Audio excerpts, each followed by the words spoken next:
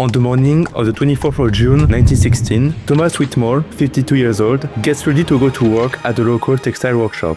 He enjoys the early morning. Only then can he savor a moment of peace and silence before his district, Bethnal Green, becomes overcrowded and noisy with thousands of workers beginning their grueling 10 to 12-hour shifts. A father of three, Thomas uses his pocket of tranquility to sip his coffee and think about his eldest son, Edward, 19, who enlisted in the British Army 2 months ago. This morning, the worried father drinks his cup of coffee as usual, but something almost interrupts his peace. A distant, unfamiliar noise rumbles in the background. It almost sounded like a thunderstorm. Thomas wonders what it could be. Could a storm really be raging far away, somewhere over the sea? If so, it must be an incredibly powerful one. On the other side of the English Channel in northern France, 1.6 million shells were raining down on the German trenches. The British were unleashing the heaviest artillery bombardment in human history up to this point, in preparation for what would soon become the deadliest battle of the Great War. On July 1st, 1916, at exactly 7:30 am, 100,000 men left their trenches. By nightfall, 60,000 of them were dead or wounded, in a single day. Among them was a 19-year-old conscript from Bethnal Green, Private Edward Whitmore, struck by 7 machine gun rounds at 7:30 am, only 4 minutes into a battle that would last 4 awful months. The Battle of the Somme had just begun. While the Battle of the Somme claimed more than 1 million casualties, the newspapers at home did everything they could to mask the truth. In this video, we will dive deep into the real stakes behind the Somme and why it became one of the most brutal, mechanized, industrial slaughterhouses in modern history. Every generation has a story. This is the story of the lost generation.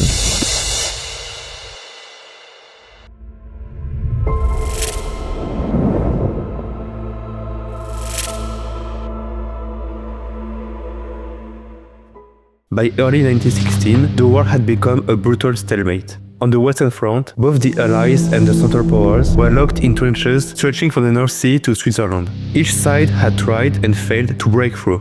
In late 1915, the leaders of the Allied powers, France, Britain, Russia, and Italy, met at the Chantilly Conference to decide how to regain the initiative against Germany and her allies. The plan agreed upon was simple in theory but bold in scope. All major Allied powers would launch simultaneous, large-scale offensives. The reasoning behind this all-out offensive was that their main enemy, the German Empire, would be unable to reinforce troops from the one front to the other and would overstretch its manpower. The Somme offensive was chosen to become France and Britain's contribution to this strategy and would coincide with a massive Russian offensive in the east, as well as a large-scale Italian attack against Austria-Hungary. The goals behind the planned Somme offensive remain unclear and vague to this day, as French and British commanders themselves couldn't fully agree between themselves. Some, like British Commander-in-Chief Sir Douglas Haig, expected this offensive to be the final blow that would bring Germany to its knees. It is by firm belief that the Germans are growing weaker, and that a strong, continuous push may well bring about a decisive result. Others, like General Sir Henry Rawlinson, advocated in favor of more limited objectives. The object of the operation should be to inflict loss on the enemy, rather than to gain ground. Tensions also existed between French and British leadership about which country should take the lead. French then Commander-in-Chief Joseph Joffre said to the British Commander-in-Chief Sir Douglas Haig, "The main effort on the Western Front must come from the French army. The British will support."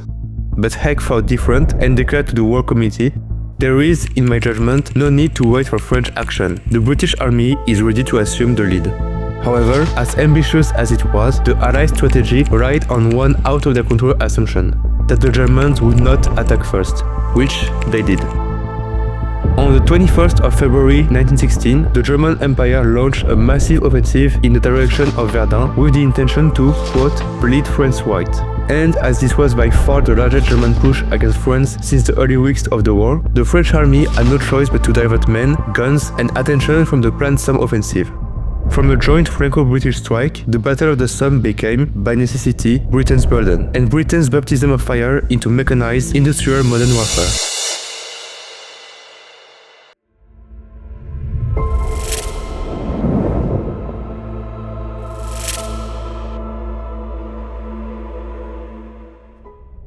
It was the British commander's firm belief that a week-long, massive artillery barrage, the largest one in history up to this point, would annihilate German positions and allow British soldiers to work over the enemy trenches without a fight.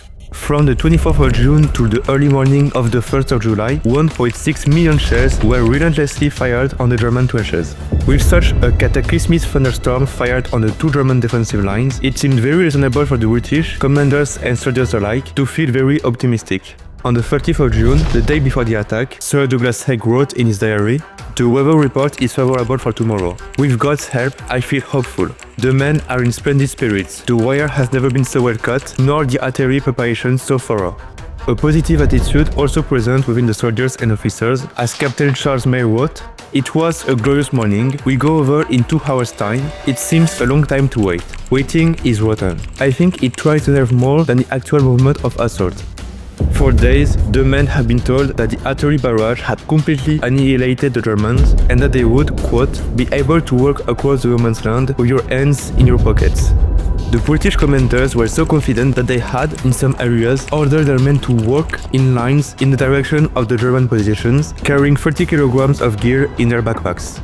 On July 1st, at 7:20 am, the British detonated the Hawthorne Ridge mine under the German trenches. 18,000 kilograms of explosive created a massive crater of 40 meters wide and 18 meters deep. This explosion, one of the largest man-made up to this point, marked the final blow of the British preparation for the attack. At 7:30 am precisely, the officers ordered their men to go over the top and start advancing in successive waves toward the German trenches. These men, some still in their teens, have been told that all the Germans had been killed in the shelling and were thus advancing confidently at a walking pace toward their positions. However, most of the German soldiers had survived, with most of their machine gun nets mostly intact. And as soon as the British bombardment stopped, they knew that a massive assault was imminent, and they were ready.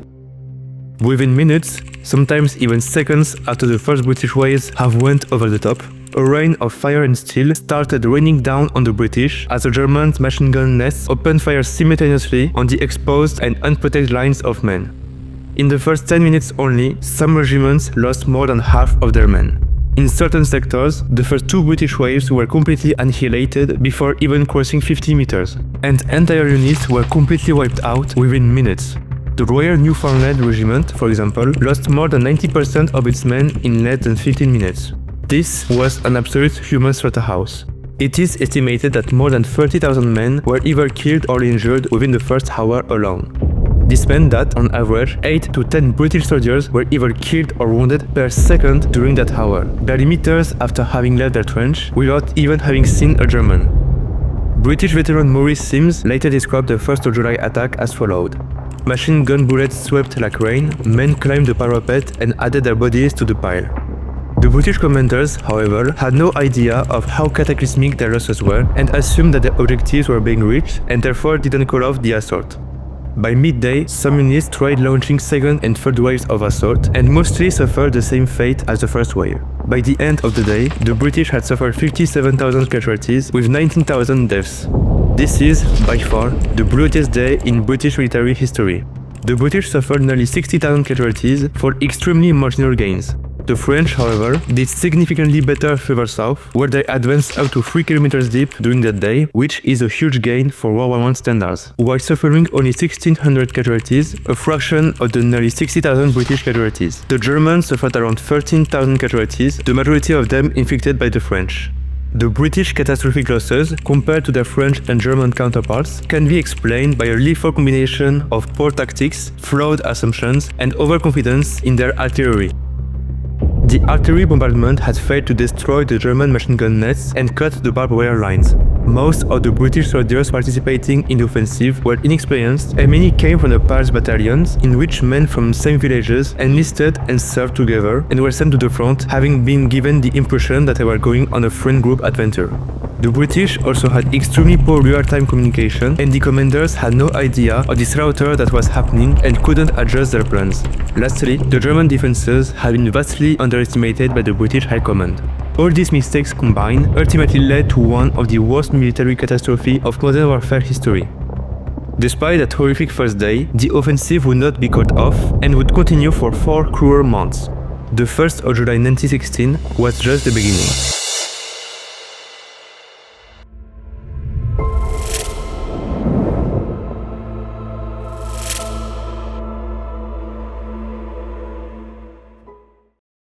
After facing the horrific consequences of the attack of the 1st of July, Sir Douglas Haig briefly considered stopping the offensive and attacking in Flanders instead. However, this was completely unacceptable for the French, who needed the German forces tied down at the Somme in order for France to be relieved at Verdun. On a tense meeting on the 3rd of July, French Commander-in-Chief Joseph Joffre rejected outright Sir Douglas Haig's idea and insisted that the Somme offensive occurred as scheduled. The British then made the decision that they wouldn't walk away from this battle of historic proportions. From the 2nd to the 13th of July, they launched smaller attacks all across the front line.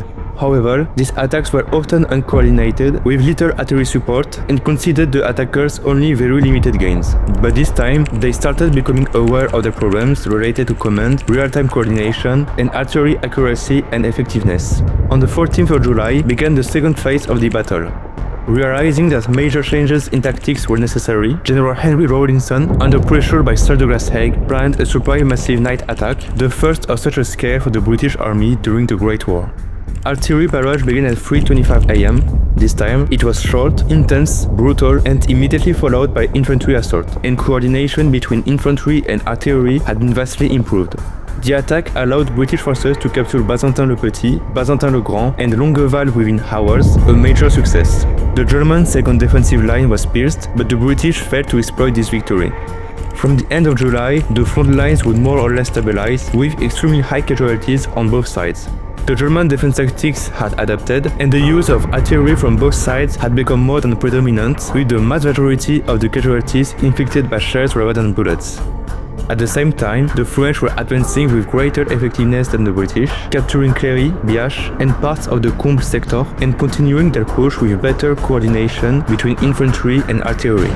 On the 15th of September, the battle for Flers-Courcelette saw the first use of tanks in history, with the British Mark I tank weighing 28 tons with a speed of 6 km per hour on flat ground, crewed by 8 men.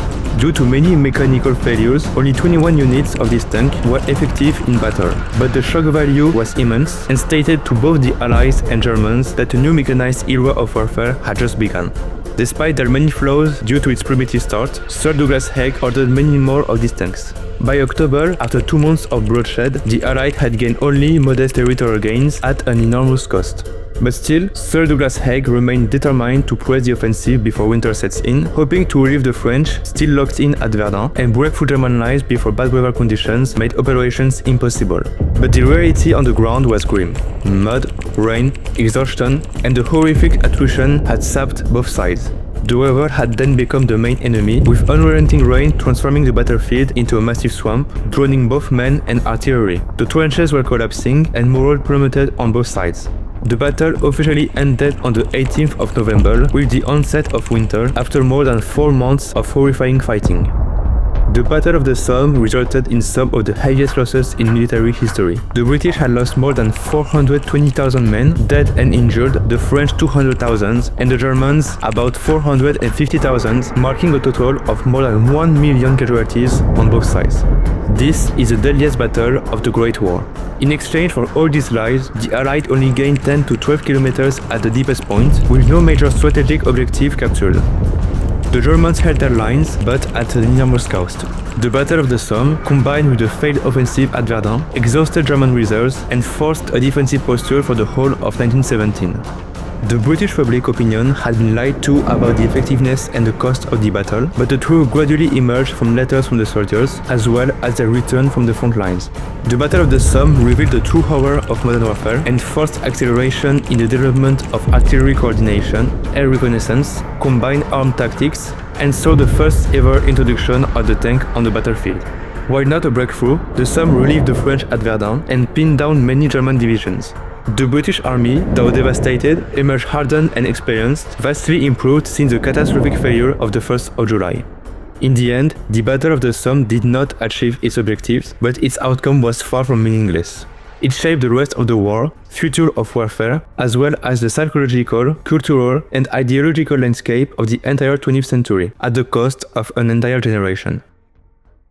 So this is why the Somme was such an industrial mechanized human slaughterhouse, and how it strongly influenced the rest of the war and its aftermath. I hope you enjoyed this video, and if that is your will, I'll see you in the next one.